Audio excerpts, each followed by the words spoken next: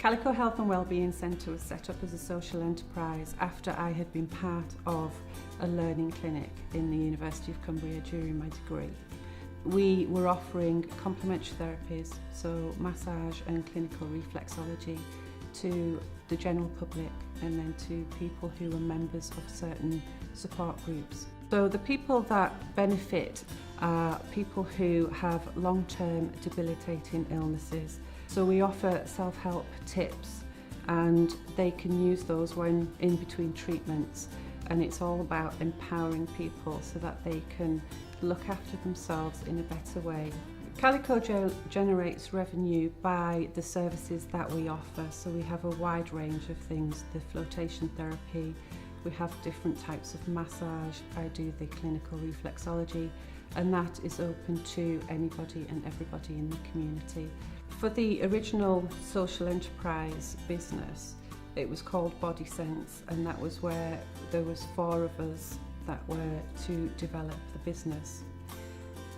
We all lived quite far away from one another, and also just trying to develop the business structure was a challenge because there was a great deal of difference of opinion. 2 of us then tried to continue with that, but again, logistics of living quite far apart and also both working full-time elsewhere made it difficult to push forward with a partnership.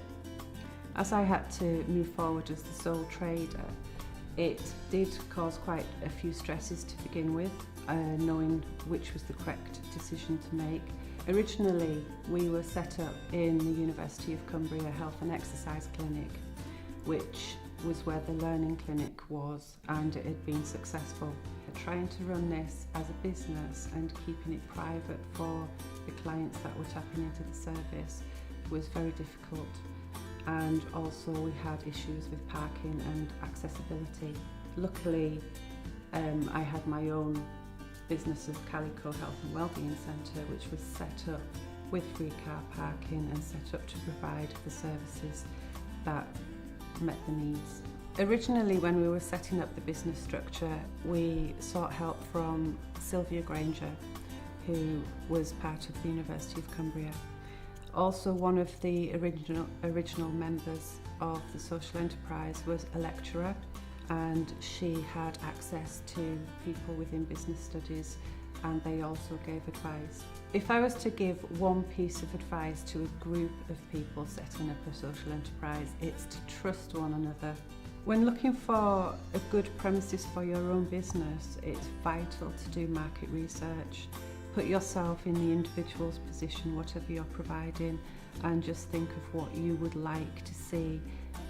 When working with other partners and trying to come together for the same aim, it's really important to listen and understand each other's commitments. I think higher education has got a big part to play in people setting up social enterprise, and I think they need to really engage in the social enterprises, find out a lot more about them and support them, and maybe access the service themselves.